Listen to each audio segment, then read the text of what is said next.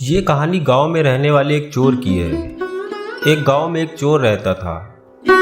गांव वालों को ये पता नहीं था कि वो चोरी करता है। चोर बहुत सफाई से चोरी करता था, उसे कोई भी गांव वाला पकड़ नहीं पाया था।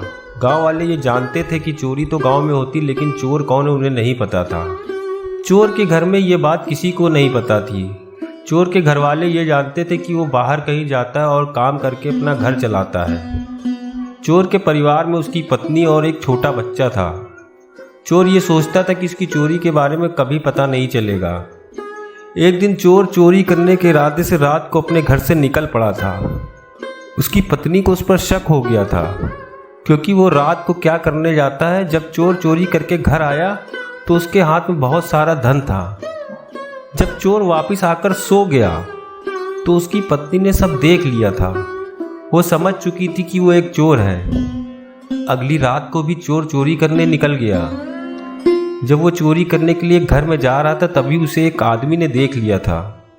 जब चोर चोरी करके वापस आया तो आदमी उससे बोला कि तुम ये काम क्यों करते हो, ये अच्छा नहीं है। तुम उनका धन चुरा रहे हो जो बहुत मेहनत करके इसे कमाते हैं। अगर तुम भी मेहनत करते तो इतना धन कमा सकते थे, पर तुम ये काम क्यों कर रहे हो, ये अच्छा काम नहीं है। अगर तुम चाहो तो मैं तुम्हें काम दे सकता हूँ। सोचो, अगर ये बात तुम्हारे घर वाले जानते तो उन्हें कितना दुख होता। लेकिन चोर अपनी आदत से पीछे कैसे हट सकता था। वो उस आदमी की बात सुने बगैर ही वहां से चला गया। जब वो घर आया तो देखा कि उसकी पत्नी उसका इंतजार कर रही थी। आज चोर पकड़ा गया था। अब उसकी पत्नी को सब कुछ पता चल गया था। उसकी पत्नी ने उसका साथ उसी वक्त छोड़ दिया और वहां से अपने बच्चों को लेकर चली गई। चोर की जिंदगी में अब कुछ नहीं बचा था। वो ये काम तो अपने परिवार के लिए कर रहा था। अब परिवार ही नहीं तो वो इस काम का करेगा भी क्या। सुबह हो गई और चोर अपने घर के सामने बैठा था। तभी वही आदमी वहां पर आ गया जिसने उसे समझाया था।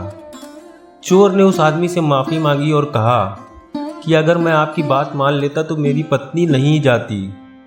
अब मैं अकेला हो गया हूँ। उस आदमी ने कहा कि अगर तुम चाहो तो अच्छा आदमी बन सकते हो। मैं तुम्हें फिर से कहता हूँ, क्या तुम मेरे साथ काम करोगे? उस चोर ने उस दिन से चोरी करनी छोड़ दी। वो उस आदमी के यहाँ पर काम करने लग गया था। उसी आदमी के यहाँ पर उसकी पत्नी और बच्चे भी थे।